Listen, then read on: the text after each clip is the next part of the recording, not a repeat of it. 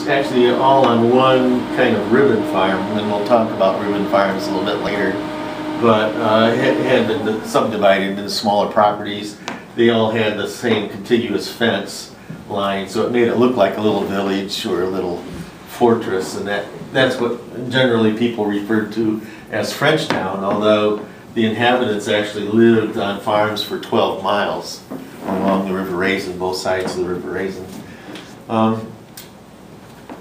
You might guess how many light bulbs are behind this? Actually, those are just fiber optic cables that stick out and they go, there's only 8 behind here, but they all go to one of those 8, and in front of each is a color wheel.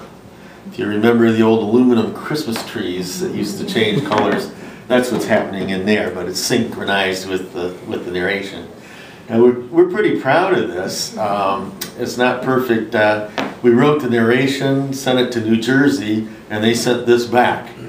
And it was not what I had in mind when I first saw it, but it's worked pretty well over the years. It's probably about 15 going on 20 years old. The first narration was on an 8-track cassette tape. It's on a CD now.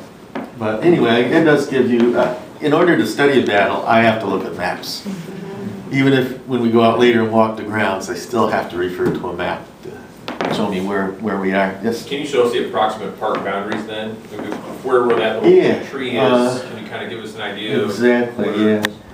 If you probably, a lot of you don't know much about Monroe, but one of the main streets that lead into Monroe from I-75 is Dixie Highway.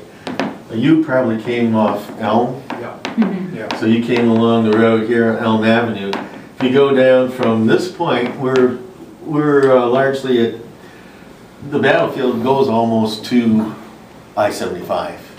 Goes up to where the marshes start. And it goes through here to Dixie Highway. And we'll be walking down that way later if it's not raining. But this is a major street, goes out to an exit, the next exit up. That's where it is at present time. There's probably 42 acres, soon to be 120 acres within this area. And this area is owned by the city right now, but that will probably go into the park at some point, or it might. There's a city park on the south side, which may also eventually go into the park. So it has potential to grow quite a bit more than what it is right now.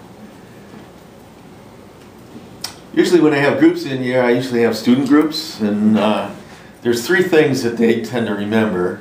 One is if we fire a musket, which we're not going to do today. The other is this map. Even if they don't remember the details, they at least remember the flashing lights.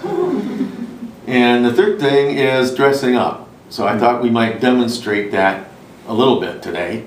This is a museum, so we're kind of oriented towards objects as well as trying to explain the battlefields. We got any volunteers?